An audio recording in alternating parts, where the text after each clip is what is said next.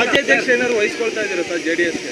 ಇಲ್ಲಿ ನೋಡೋಣ, ನಾನು ಈ ಪಕ್ಷದ ನಿಷ್ಠಾವಂತ ಕಾರ್ಯಕರ್ತನಾಗಿ ಕಾರ್ಯಕರ್ತರ ಜೊತೆಗೆ ಇವತ್ತು ನಾನು ಜೊತೆಗೂಡಿ ಈ ಪಕ್ಷವನ್ನು ಬೇರು ಮಟ್ಟದಿಂದ ಕಟ್ಟಬೇಕು ಅಂತಕ್ಕಂಥ ತೀರ್ಮಾನವನ್ನು ಮಾಡಿ ನಮ್ಮ ಪಕ್ಷದ ಹಿರಿಯ ಮುಖಂಡರುಗಳ ಜೊತೆ ಇವತ್ತು ನನಗೆ ಅವರು ಕೂಡ ಸಾಥ್ ಕೊಟ್ಟಿದ್ದಾರೆ ಈ ವಿಚಾರದಲ್ಲಿ. ಹಾಗಾಗಿ 60 ದಿನಗಳ ಕಾಲ ಪ್ರವಾಸ ಮಾಡ್ತಾ ಇದ್ದೇನೆ. ಇಲ್ಲಿ ರಾಜ್ಯಾಧ್ಯಕ್ಷರು ಇದು ಪ್ರಶ್ನೆನೇ ಅಲ್ಲ, ಇದು ಒಂದು ರೀತಿ ಅಪ್ರಸ್ತುತ ಇವತ್ತಿಗೆ. ಯಾವ್ದು ಮುಳುಗೋಗಿರೋ ದೋಣಿ ಅಣ್ಣ? ಸದಾ ಕಾಲ ಜನತಾದಳ ಪಕ್ಷದ ಪರವಾಗಿ ಸನ್ಮಾನ್ಯ ದೇವೇಗೌಡರು ಸಾಹೇಬರು ಹಾಗೂ ಕುಮಾರಣ್ಣ ಅವರ ಹೋರಾಟಕ್ಕೆ ಪ್ರತಿಫಲವಾಗಿ ಬೆನ್ನೆಲುಬಾಗಿ ರಾಜ್ಯದ ಜನತೆ ಆಶೀರ್ವಾದ ಮಾಡಿದ್ದಾರೆ. ಬಹುಶಃ ಅನೇಕ ಚುನಾವಣೆಗಳಲ್ಲಿ ಅದು ಸಾಬೀತಾಗಿದೆ. ಒಂದು ಪ್ರಾದೇಶಿಕ ಪಕ್ಷವಾದರೂ ಕೂಡ 20% ಇವತ್ತು ವೋಟ್ ಶೇರನ್ನು ಇಟ್ಕೊಂಡಿದ್ದೇವೆ ಅಂತಕ್ಕಂಥದ್ದಾದರೆ, ಅದರಲ್ಲೂ ಇವತ್ತು ತುಮಕೂರು ಜಿಲ್ಲೆನಲ್ಲಿ ನಾವು ಮಾತನಾಡಬೇಕು ಅಂತಕ್ಕಂಥದ್ದಾದರೆ ನಂಬರ್ 1 ಸ್ಥಾನ ಇವತ್ತು ನಮ್ಮ ಜಿಲ್ಲೆಯ ಜನತೆ ಕಳೆದ ಚುನಾವಣೆಯಲ್ಲೂ ಕೂಡ 34% ವೋಟ್ ಶೇರನ್ನು ನಮ್ಮ ಪಕ್ಷದ ಕ್ಯಾಂಡಿಡೇಟ್ಗಳಿಗೆ ಆಶೀರ್ವಾದ ಮಾಡಿದ್ದಾರೆ. ಆದರೆ ಚುನಾವಣೆಯಲ್ಲಿ ಗೆಲುವು ಸೋಲು ಅಂತಕ್ಕಂಥದ್ದು ಸರ್ವೇ ಸಾಮಾನ್ಯ.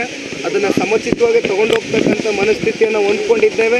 ಪಕ್ಷದ ಕಾರ್ಯಕರ್ತರಿದ್ದಾರೆ, ಹುಮ್ಮಸ್ಸಿದೆ, ಅಭ್ಯರ್ಥಿಗಳಲ್ಲಿ ಹುಮ್ಮಸ್ಸಿದೆ, ಒಂದು ಹೊಸ ಚೈತನ್ಯ ಇದೆ. ಅದ್ರ ಪೂರ್ವಕವಾಗಿ ನಾವೆಲ್ಲ ಕೆಲಸ ಮಾಡಿ ಜನರ ಧ್ವನಿಯಾಗಿ ಕೆಲಸ ಮಾಡಿ ಆಶೀರ್ವಾದ ಪಡ್ಕೊಳ್ತೀವಿ.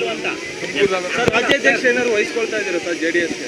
ಇಲ್ಲಿ ನೋಡೋಣ, ನಾನು ಈ ಪಕ್ಷದ ನಿಷ್ಠಾವಂತ ಕಾರ್ಯಕರ್ತನಾಗಿ ಕಾರ್ಯಕರ್ತರ ಜೊತೆಗೆ ಇವತ್ತು ನಾನು ಜೊತೆಗೂಡಿ ಈ ಪಕ್ಷವನ್ನು ಬೇರು ಮಟ್ಟದಿಂದ ಕಟ್ಟಬೇಕು ಅಂತಕ್ಕಂಥ ತೀರ್ಮಾನವನ್ನು ಮಾಡಿ ನಮ್ಮ ಪಕ್ಷದ ಹಿರಿಯ ಮುಖಂಡರುಗಳ ಜೊತೆ ಇವತ್ತು ನನಗೆ ಅವರು ಕೂಡ ಸಾಥ್ ಕೊಟ್ಟಿದ್ದಾರೆ ಈ ವಿಚಾರದಲ್ಲಿ.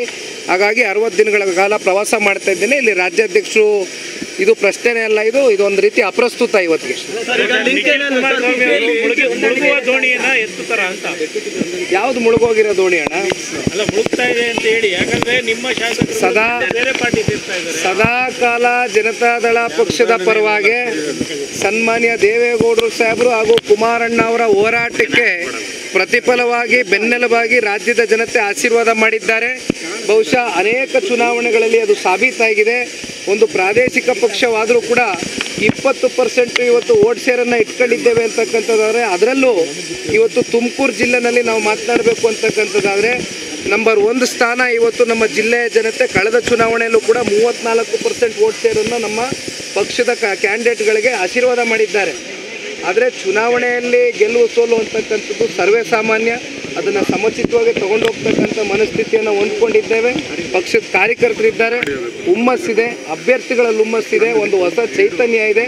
ಅದ್ರ ಪೂರ್ವಕವಾಗಿ ನಾವೆಲ್ಲ ಕೆಲಸ ಮಾಡಿ ಜನರ ಧ್ವನಿಯಾಗಿ ಕೆಲಸ ಮಾಡಿ ಆಶೀರ್ವಾದ ಪಡ್ಕೊಳ್ತೀವಿ.